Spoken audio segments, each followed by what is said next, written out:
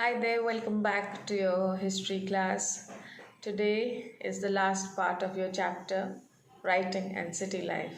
उम्मीद है आपने पिछले मॉड्यूल्स देखे हैं क्योंकि आज हम ये चैप्टर ख़त्म करेंगे और मंडे को मैं आपको क्वेश्चन आंसर्स भेजूंगी.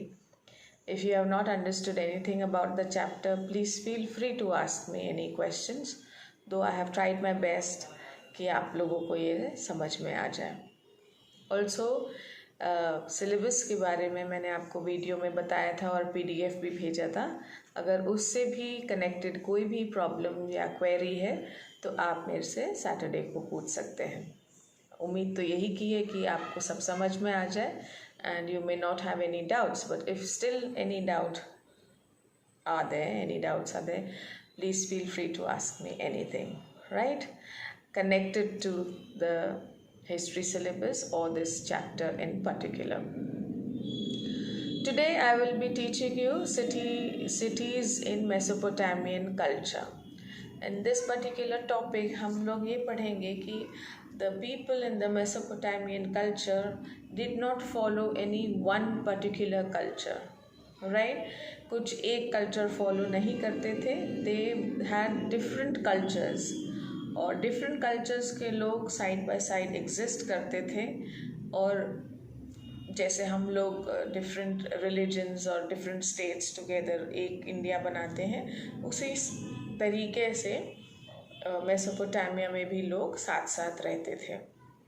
The kings ruled over there and the kings were very brave and they loved कि उनकी ब्रेवरी की स्टोरीज लिखी जाए.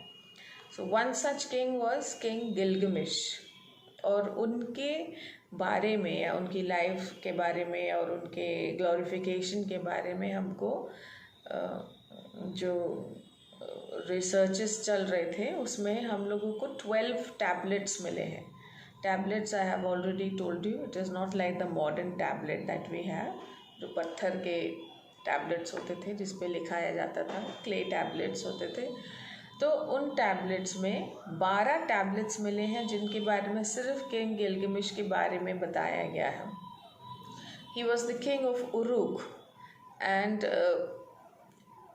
इट्स सेड कि वो बहुत ही ज़्यादा he was very people knew about him और उनके चर्चे बड़े दूर दूर तक थे. लेकिन अचानक से उनके एक फ्रेंड की डेथ हो गई और उनको बहुत शौक लगा इस बात का. Very close friend of his. And then he went in search of immortality, यानी कि कैसे अमर हो सकते हैं, उसके सर्च में वो निकल गए. वापस आए, कुछ तो उनको हासिल नहीं हुआ, पर उनको एक कॉन्सोलेशन जो उनको मिला वो ये था कि उनकी जो सिटी थी वो बरकरार थी and people in the city were satisfied with him. So he found consolation in the people and in the city कि जो जिस तरीके से उनकी सिटी डेवलप हो रही थी या डेवलप्ड थी या जैसे वहाँ लोग रह रहे थे, उनके सुकून में उन्हें भी सुकून मिला. Right? So he was happy with that. But many such tablets have been found about the kings of those times. Which tell us a lot about the Mesopotamian culture. The second part today is about the legacy of writing.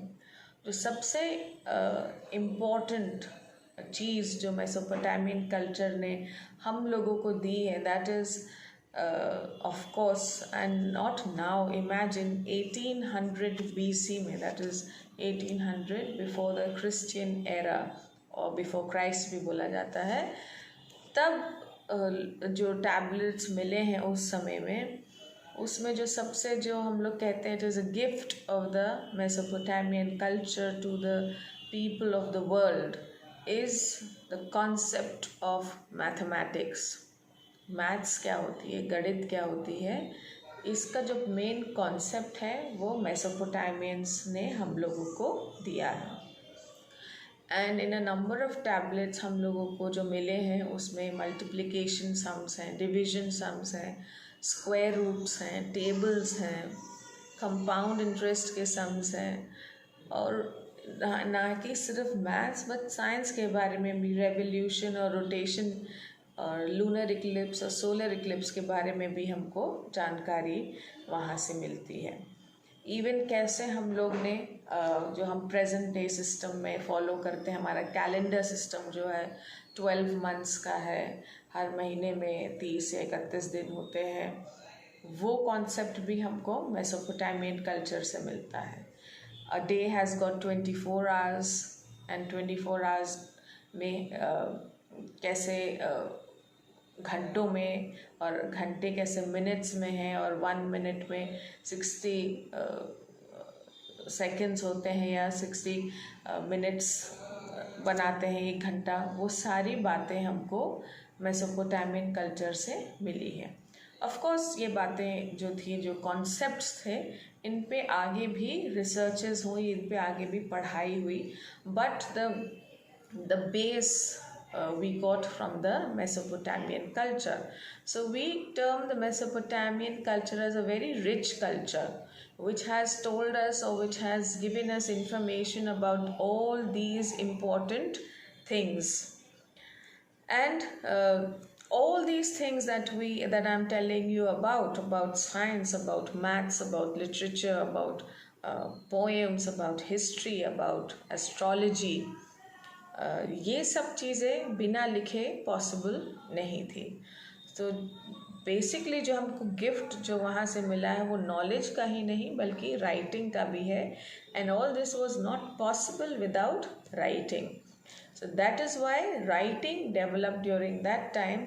और जैसे जैसे समय बीतता गया, this writing was not only restricted. जो शुरू में जब राइटिंग डेवलप हुई तो वो, क्योंकि मैंने आपको बताया था कि इतने थाउजेंड्स ऑफ साइंस होते थे, तो वो बहुत डिफ़िकल्ट होती थी, और हर किसी की बस की बात नहीं थी कि वो राइटिंग और रीडिंग सीखे। लेकिन as time passed by, schools opened, and specially the schools were for boys, so that more and more boys may learn how to write, and more boys may learn how to read. So the whole concept of reading and writing, which started off only for the small community, it started as time passed by, वो बढ़ गया और लोगों के तक वो जाने लगा, क्योंकि लोगों को समझ में आने लगा कि रीडिंग और राइटिंग कितना ज़रूरी था। सो जो हम लोगों को टैबलेट्स मिले हैं उसमें we have found not only maths and science, but we have found knowledge about, or information about history, about astrology, literature, poems, hymns भी मिले हैं। hymns यानी कि holy songs, या सॉन्ग्स होते थे जो भगवान के लिए लिखे जाते थे या फिर किंग के ग्लोरिफिकेशन के लिए लिखे जाते थे, उनकी रिस्पेक्ट में लिखे जाते थे, उनके बारे में लिखे जाते थे। और हमको बहुत इन्फॉर्मेशन इन टैबलेट्स से मिली है राजाओं के बारे में, स्पेशली किंग गिलगमेश, किंग एनमार्कर, ये 2 किंग्स के बारे में हमको काफ़ी कुछ पढ़ने को मिलता है इन टैबलेट्स के द्वारा।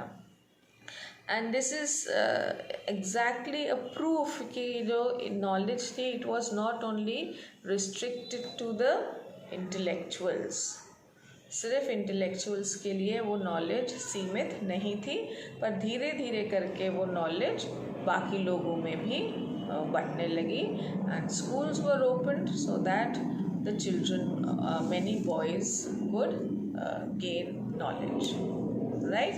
So a quick recap of the whole chapter that has been taught to you, कि इस पूरे चैप्टर में हमने कवर किया है कैसे मेसोपोटामिया बना, what is the meaning of Mesopotamia, कि जो 2 रिवर्स के बीच में शहर था या जो सिविलाइजेशन थी उसको मेसोपोटामिया कहते हैं, यूफ्रेटिस और tigris.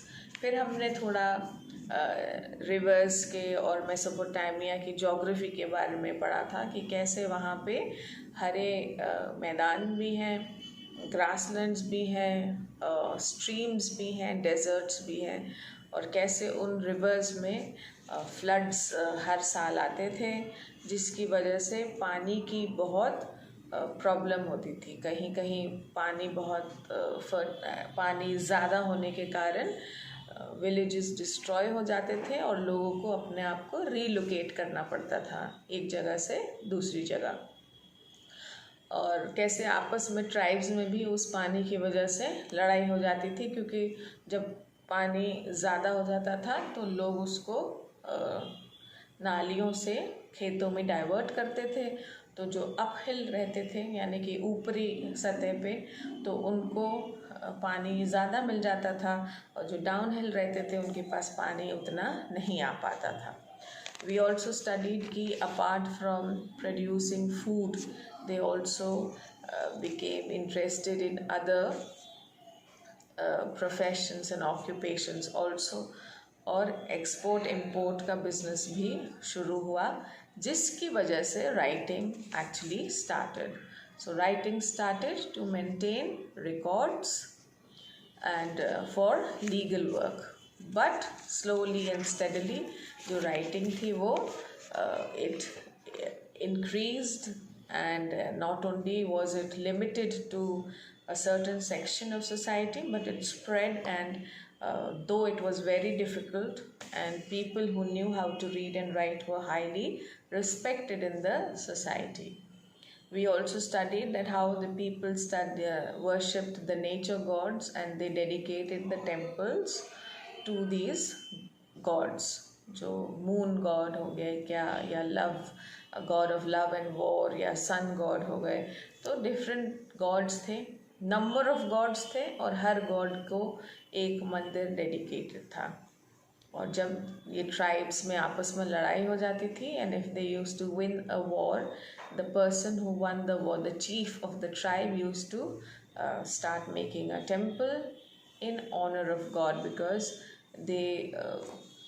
God was the focus of worship. they God fearing लोग थे, काफ़ी मानते थे, और हर चीज़ उनकी भगवान से ही connected थी, right? So we have studied about various topics in this whole thing, and hopefully you have understood the chapter, और उम्मीद है आपको समझ में आ गया होगा। लेकिन अगर आपको फिर भी कोई प्रॉब्लम है समझने में, so please do ask me, I will be happy to answer to your queries. Okay, on Monday I will be sending you the PDF of the very short answers, and long answers आपको अपने आप लिखने हैं। मैं आपको questions भेज दूँगी, and hopefully there should be no problems. Okay, so take care and enjoy studying, enjoy the week. See you on next Thursday. Bye, take care.